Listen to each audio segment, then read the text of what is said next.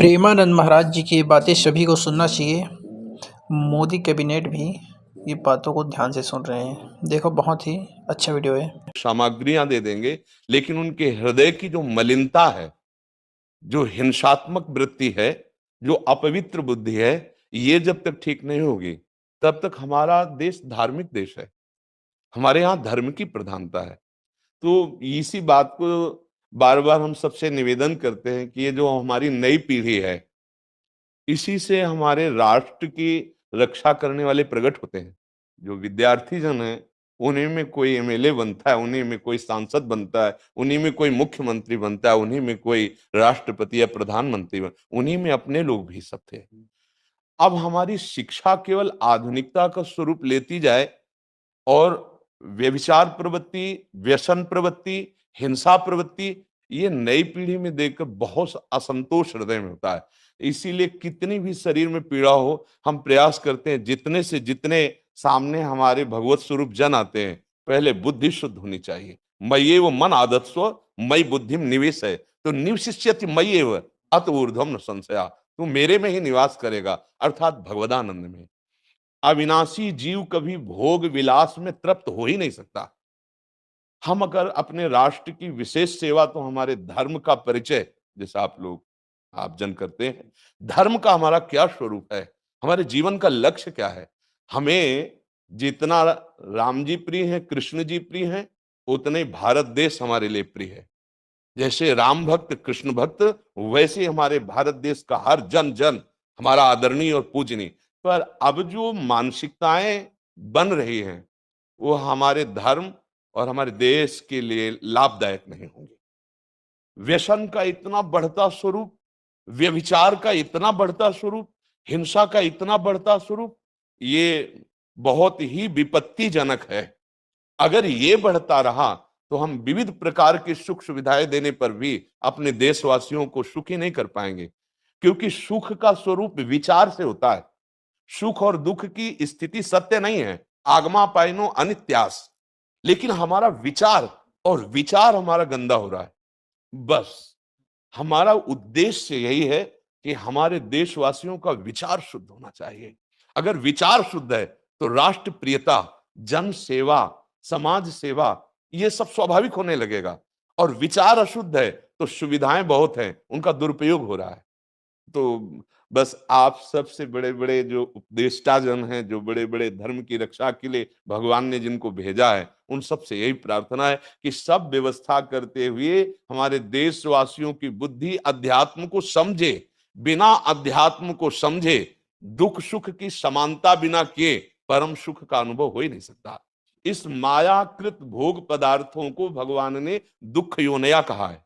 मानो एक बोर्ड लगा दिया, दुखालयम अशाश्वतम। और हम सब यही चाहते हैं कि लौकिक भोगों को भोगने से ही हमारा राष्ट्र सुखी हो जाएगा या हम सुखी हो जाएंगे। नहीं, लौकिक भोगों को पूजन सामग्री बना करके और साध्य सच्चिदानंद प्रभु को रखा जाए तो आनंद की उमंगन हो जाएगी। बहुत सुंदर मानव जीवन का स्वरूप है, जिसे देव दुर्लभ कहा गया। दुर्लभो मानुषो देहो। लेकिन क्या दुर्लभता शब्द स्पर्श रूप रस गंध इन्हीं विषय के भोगने की या इन्हीं सुविधाओं के लिए दुर्लभ कहा गया? दुर्लभ है किसी सच्चिदानंद सुख के लिए। और उस सुख को तो हम भूले हुए, एकदम बहते हुए शब्द स्पर्श रूप रस गंध के प्रवाह में चले जा रहे हैं और इसी को सौभाग्य समझ रहे हैं कि हमें सुख प्राप्त हो रहा है। नहीं, हम सबसे प्रार्थना करते हैं कि आप अपने धर्म को समझिए। आप अपने स्वा को जहां जहां स्थापित करते चले जा रहे हैं, आप उसे गंदा करते चले जा रहे हैं। मदिरा में, हिंसा में, द्यूत कीड़ा में, व्यभिचार में, इसे दोष नहीं समझा जा रहा आज। और हमारे शास्त्र और हमारा धर्म इसको निषेध करता है। कलयुग की स्थिति बताई गई है। छोटे छोटे बच्चे व्यसन करने में लग गए। आज स्कूली विद्यार्थी जिनको ब्रह्मचर्य से पुष्ट होना चाहिए, वो ब्रह्मचर्य नष्ट कर रहे हैं। ये बड़ा चिंता का विषय है। हमारे देश के लिए जो जवान चाहिए, हमारे देश के लिए जो भक्ति चाहिए, उसमें बुद्धि और शरीर बल दोनों होना चाहिए। शरीर बल क्षीण हो रहा है क्योंकि व्यभिचार प्रवृत्ति में बहुत कमजोर अवस्था में, जैसे गेहूं की फसल है और गलेथ में काट ली जाए तो ना दाना मिलेगा ना सही भूस मिलेगा। ऐसे ही 20 वर्ष की अवस्था तक यदि ब्रह्मचर्य नष्ट कर दिया जाए तो वो गृहस्थ के योग्य में नहीं रह सकता। राष्ट्र सेवा की क्या बात है। हमारे राष्ट्र सेवा के लिए बहुत विशाल हृदय की आवश्यकता है। हमारे शरीर को बहुत स्वस्थ रखने की आवश्यकता है, तभी हम समाज सेवा, राष्ट्र सेवा। तो शरीर और बुद्धि दोनों का स्वस्थ होना बहुत आवश्यक है। तो शरीर को तो नष्ट किया जा रहा है विषय भोगों में।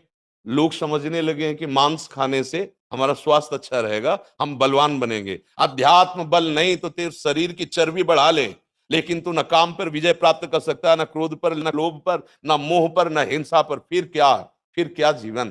तो इसीलिए हमारा बार बार हृदय में सबसे प्रार्थना है, जिस संत भगवान भी आते हैं, ये देखो इस समय आवश्यकता विचार शुद्ध करने की है, आहार शुद्ध करने की है, आचरण शुद्ध करने की है। हमारे देश ने चरित्र की पूजा की है।